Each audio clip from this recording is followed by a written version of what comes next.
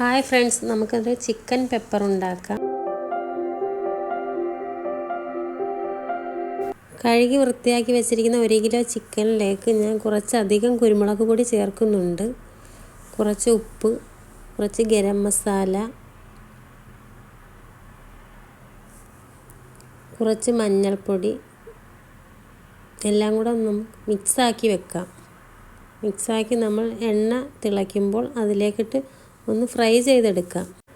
Chicken നല്ലതുപോലെ fry ആകണ്ട, ഒരു രീതിയിലൊന്ന് ഫ്രൈ ആക്കി നമുക്ക് കോരി മാറ്റാം. ഇതുപോലെ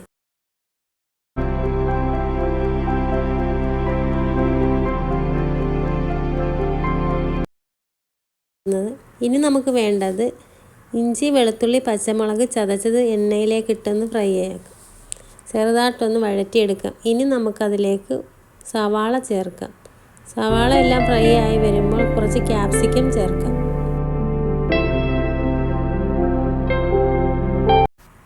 ഞാൻ വീഡിയോ എടുത്തത് തിരിഞ്ഞു പോയി, അതുകൊണ്ടാണ് ഇങ്ങനെ കാണുന്നത്.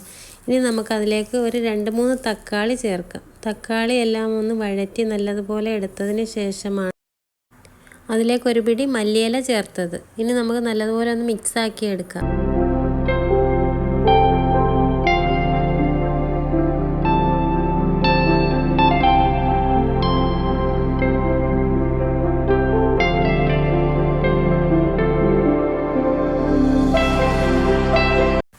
ഇനി നമുക്കതിലേക്ക് മല്ലിപ്പൊടി 1 സ്പൂണ്, 1/2 സ്പൂണ് ഗരം മസാല, മഞ്ഞൾപ്പൊടി 1/2 സ്പൂണ്, 1 സ്പൂണ് കുരുമുളക് പൊടി, ആവശ്യത്തിനുള്ള ഉപ്പ് എല്ലാം കൂടെ ഒന്ന് മിക്സാക്കി എടുക്കാം.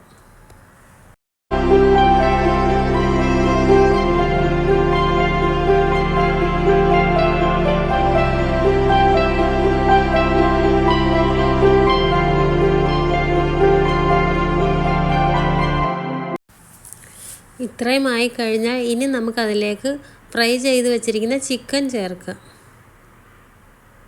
ഉപ്പും കുരുമുളകും മഞ്ഞൾപ്പൊടിയും ചേർത്ത് ഫ്രൈ ചെയ്ത് വെച്ചിരുന്നതാണ്. അതിൻ്റെ ടേസ്റ്റ് എല്ലാം അതിൽ നല്ലതുപോലെ പിടിക്കുന്നത് വരെ ഒന്ന് മിക്സ് ചെയ്ത് ഇളക്കി.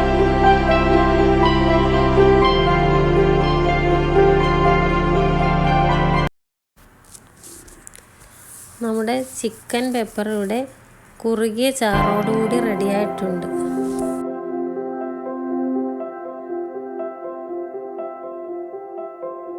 ഇതിന് ദോശയുടെ കൂടെ, അപ്പത്തിൻ്റെ കൂടെ, പൊറോട്ടയുടെ കൂടെയൊക്കെ നല്ല കോമ്പിനേഷനാണ്. ചിക്കൻ ഈ രീതിയിൽ ഉണ്ടാക്കിയിട്ടില്ലെങ്കിൽ ഒന്ന് ഉണ്ടാക്കി നോക്കൂ.